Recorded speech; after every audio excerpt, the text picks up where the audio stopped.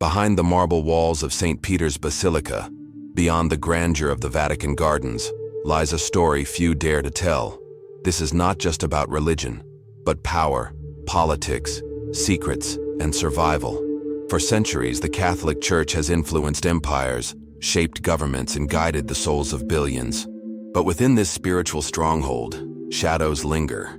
Echoes of financial scandals, silent wars between cardinals, pacts with dictators, and the quiet suffering of those betrayed by the very institution meant to protect them. Today, you're not just watching a video. You're entering a world of secret reports, mafia connections, theological rebellions, and papal courage.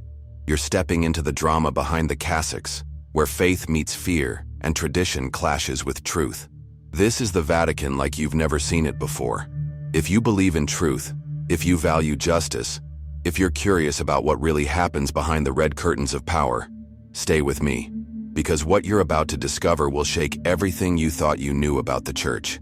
Let's begin our journey. The Vatican has always been a fortress of endurance. Popes reign until death. That's how it's always been. Until one man broke that sacred rule. Pope Benedict XV. A scholar, a theologian, and a man of deep intellect. He was not the typical power-hungry ruler. But behind his soft-spoken nature lay a storm that would forever change the history of the Church. When he made the unprecedented decision to resign in 2013, the world was stunned.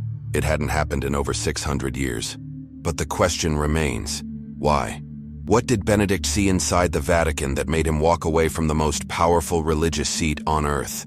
The answer, buried in a secret 600-page report, was corruption. Not just any corruption.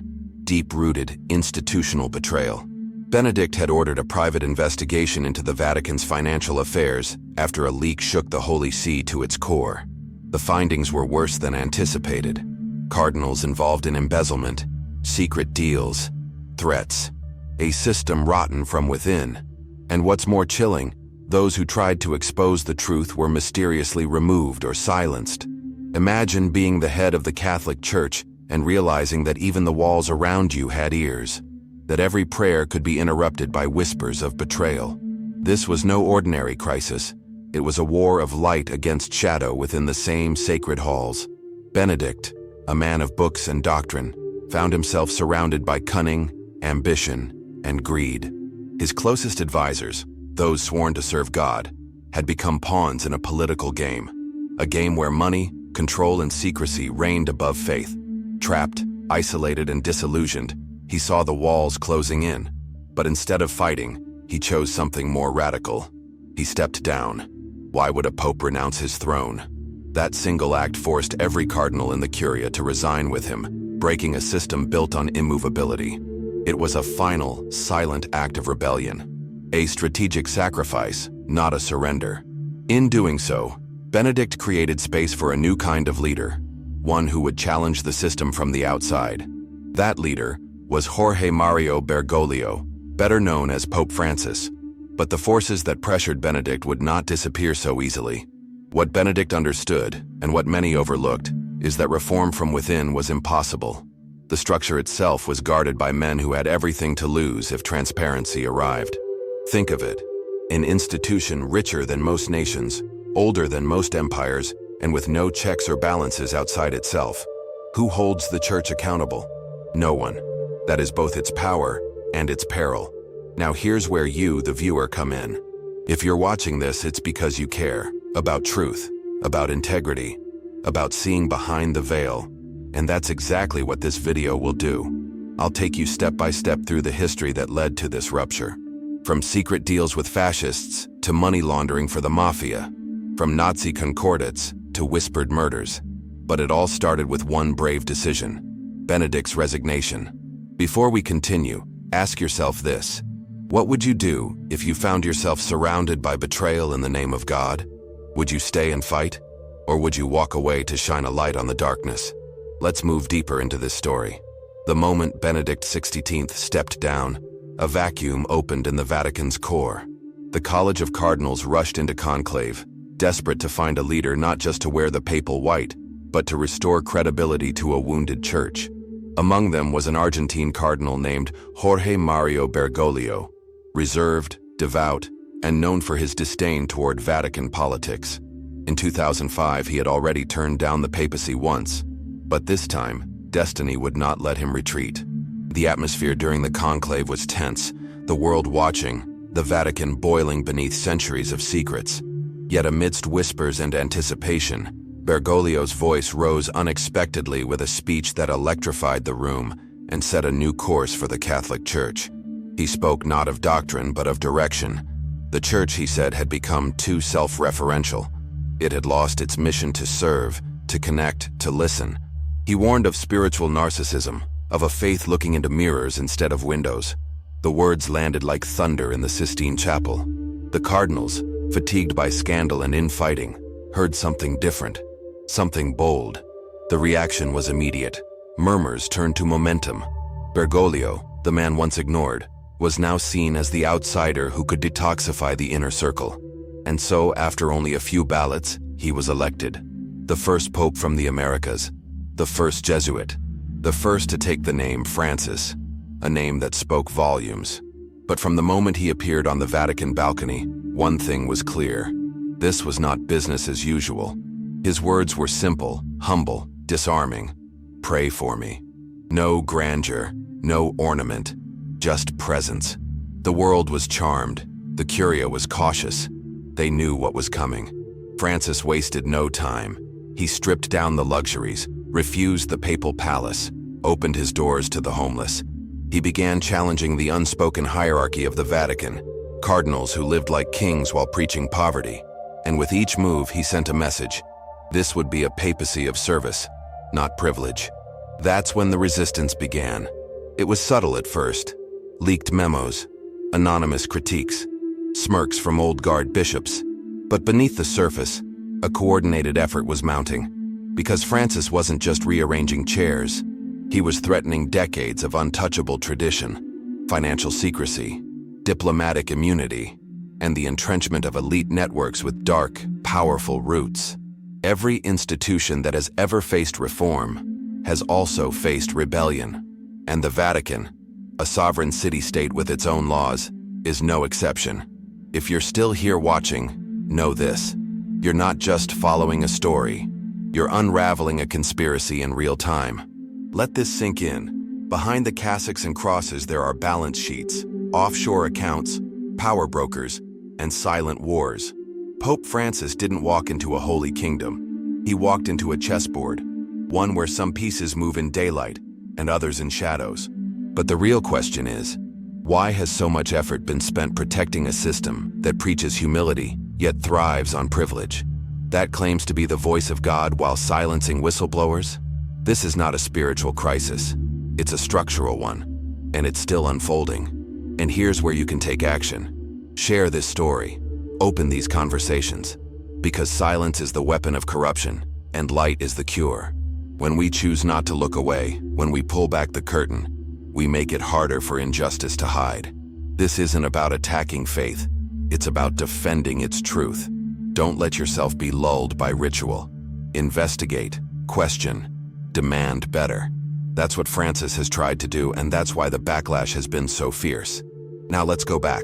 Long before Francis or even Benedict, the Vatican made a fateful decision that would define its modern history. It happened in 1929. A deal was struck, not with a saint, but with a dictator, Benito Mussolini. Yes, the Vatican became a state thanks to a pact with fascism, an unholy alliance that gave the Church sovereignty, but also tied it to the machinery of authoritarian power. What did the Church gain? A territory, a treasury, a seat at the geopolitical table. But what did it lose in return? Perhaps its moral compass. In the wake of World War I, Italy was in chaos. Fascism was on the rise. Mussolini, hungry for legitimacy, saw an opportunity. Ally with the Church and you control the masses. The Church, still smarting from losing its papal states during Italian unification, accepted. The Lateran Treaty was signed. Vatican City was born. And with it, the Pope became a head of state, not just a shepherd of souls. At first glance, it seemed like a political win, but underneath, a dangerous dependency was forming. One where the Church began to coexist and even collaborate with regimes it should have condemned.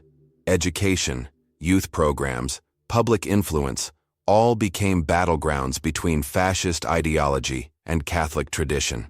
Mussolini quickly reneged on promises, dissolving Catholic youth groups and replacing them with fascist indoctrination. But the Church, instead of resisting full force, played a cautious game. Why? Because the hierarchy feared losing power more than losing moral ground. This compromise with fascism wasn't the last. It was the beginning of a pattern where the Church, in seeking to protect its institutions, began aligning with some of history's darkest forces. And that brings us to Germany. As Nazism rose, the Vatican made another calculated move. A concordat with Hitler in 1933. In exchange for protection of Catholic rights, the Church agreed to remain politically neutral. But neutrality in the face of evil is not neutrality, it's complicity. When the Christian Party was disbanded and Catholic clergy imprisoned, the Vatican remained mostly silent. When Jews were hunted, the Church hesitated. Yes, some clergy resisted. Yes, Pope Pius XVIII tried to fight back with an encyclical that was never published because he died before signing it. But silence echoed louder than sermons. Ask yourself, what would history look like if the Church had used its global voice to condemn the Holocaust early and unequivocally? If it had mobilized its vast network to shelter Jews across Europe? If it had treated moral courage as more important than political survival? We'll never know. And perhaps that's the heaviest burden of all. The Vatican, with all its wealth, influence, and reach, chose restraint over righteousness, and the consequences were catastrophic. But here's the shift you must remember. History is not just about the past. It's a mirror for the present. If the Church aligned with fascists and Nazis to protect its status once, what alliances might it form today? What shadows might still linger in the corridors of power, behind the golden thrones and marble statues? And most importantly, will it ever fully account for the blood on its hands? Or will silence once again reign? Stay with me. We're not even halfway through.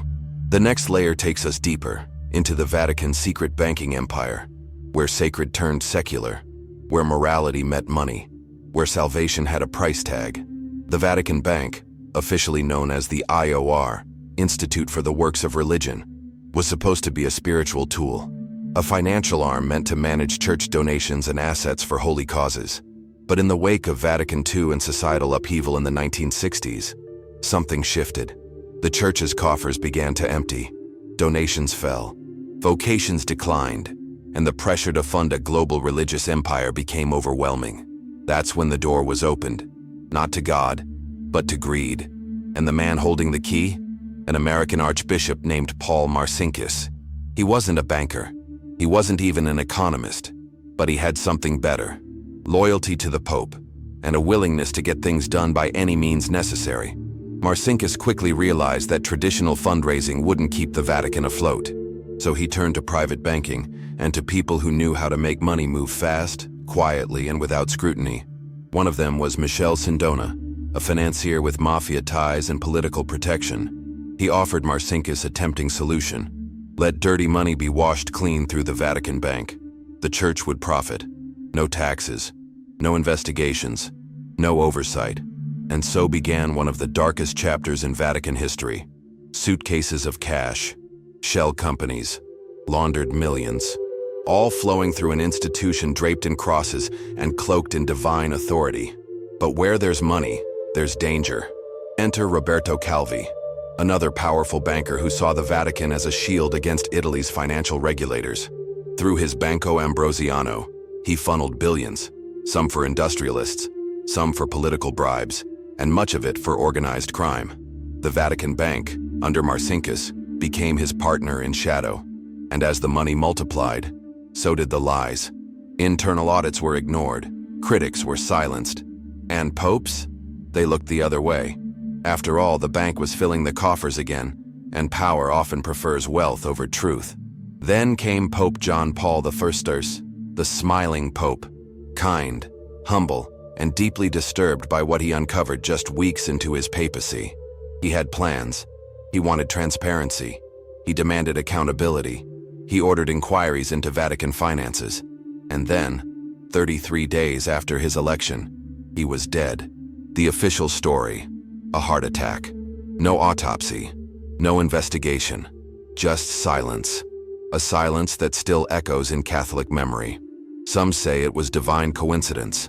Others say it was something far more sinister, because the very reforms John Paul II demanded would have dismantled the financial web Marcinkus and his allies had spun. And just like that, the Vatican returned to normal. The scandals buried, the accounts untouched, until the election of a new pope, Karol Wojtyła, John Paul II, a pope from communist Poland, with a mission not to clean house, but to combat atheism and tyranny. He didn't want trouble from the Curia. He needed them on his side. So Marcinkus remained. The bank continued. And as John Paul II focused on bringing down the Iron Curtain, the Vatican's money machine kept humming in the background. Untouchable, protected, holy on the outside, hollow within. But that strategy came with a price. Calvi was found hanging under Blackfriars Bridge in London, bricks in his pockets, tied like a Masonic sacrifice. Sindona died from poisoned coffee in prison. And Marcinkus, shielded by Vatican immunity, he was never prosecuted. The Church escaped accountability again. But the damage was done. The world had seen the cracks, and a new generation of Catholics began to ask hard questions. If the Church can bless corruption to protect itself, what else is it willing to overlook? The questions only grew louder in the 2000s. Sexual abuse scandals erupted across countries. Documents leaked. The veil was lifted, and the image of the Vatican as a holy kingdom began to fracture. Trust collapsed. Victims spoke out. Priests were defrocked. But once again, the Curia circled its wagons. Settlements were paid. Files were hidden. And even Pope Benedict, despite good intentions, found himself paralyzed by the system. That's when he made his final move. Resignation. A move that would, once again, reset the game and open the door to a new player. One not from Italy, not from Europe, but from Argentina. Jorge Mario Bergoglio, now Pope Francis, entered the scene with both hope and tension. He was loved by the people, feared by the institution. He began to audit Vatican departments. He created a financial transparency office. He spoke openly about clerical abuse. He removed bishops. He disbanded inner circles. But every action met resistance. Reports vanished. Allies were undermined. And the very system he was trying to reform closed in on him. Because make no mistake, the Vatican is not just a church. It is a court, a nation, a machine. One that will do anything to protect itself. Still, Francis persisted. He refused to wear ornate vestments. He lived in a modest room instead of the apostolic palace. He washed prisoners' feet. He embraced lepers. He denounced global capitalism, the arms trade, climate destruction, and inequality. But these gestures, as powerful as they were, did not dismantle the power structures inside the Vatican. Because the truth is, you can't change a 1,000-year-old system with sermons. You need strategy, allies, courage, and the willingness to lose. Francis has all of these, but even he is not immune to betrayal. He is not naive. He knows that some smile at him while waiting to stab his legacy. He knows there are plots, leaks, factions, and as he grows older, the question becomes urgent. Will his reforms survive him? Or will the Church retreat into its golden silence once again? That's where you come in. Yes, you watching right now. You're not just an observer, you're a witness. And with witness comes responsibility. To speak, to share, to challenge. Because this story isn't over, and silence is complicity. Now is the time to ask, what kind of church do we want to leave behind? One that serves wealth or one that serves the poor? One that honors the truth or one that hides it? One that follows Christ or one that protects its own at any cost? The fight for the soul of the Vatican is not over, and if you've watched this far, you're part of that battle. Keep questioning, keep seeking, keep watching, because the walls of the Vatican may be ancient, but they are not impenetrable. Truth finds a way, and it begins with you. Now you've seen it. The story behind the story. The Vatican isn't just marble and mystery. It's a battleground of power, faith, betrayal, and courage. For centuries, secrets were buried beneath incense and silence. But today, the veil is lifting. The question is, will we dare to look? Will we dare to ask what the Church is becoming and what Christ actually called us to be. This isn't about pointing fingers. It's about choosing sides, between comfort and conviction, between fear and faith, between keeping the peace and speaking the truth. Jesus flipped tables in the temple when corruption dared to stand where holiness belonged. What would he say now? Would he recognize his church, or weep for what it's become? If you believe the church must return to the teachings of Christ, not the traditions of men, subscribe to this channel. If you believe in accountability, in light over darkness, in truth that costs something, share this video. Let others see what's been hidden. Let others feel the weight of this story. And if you, like me, still believe that following Jesus means standing up for what's right, even when it's hard, then follow him. Not with words, with action. Click subscribe and walk this journey with us. Speak truth. Live with boldness. Refuse to be a silent spectator.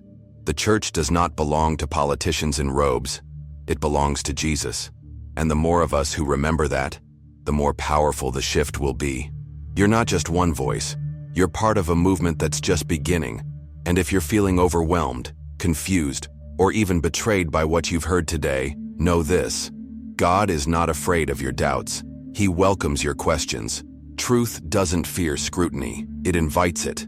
So stay curious, stay grounded, stay close to the message of Christ. He didn't call us to power. He called us to love, to serve, to shine. My name is Oliver, and I created this channel because I couldn't stay silent anymore. I grew up believing the church was pure. Then I discovered the shadows. But instead of walking away from my faith, I walked deeper into it. I believe Jesus is still worth following, and I believe truth, no matter how painful, is the beginning of healing, not just for the church, but for all of us. Thank you for spending this time with me. I don't take it lightly. If you felt something today, if your heart stirred or your mind opened, don't leave it here. Carry it. Share it. Come back. We're just getting started. Until next time, stay brave, stay honest, and never stop seeking the truth. I'll see you in the next video.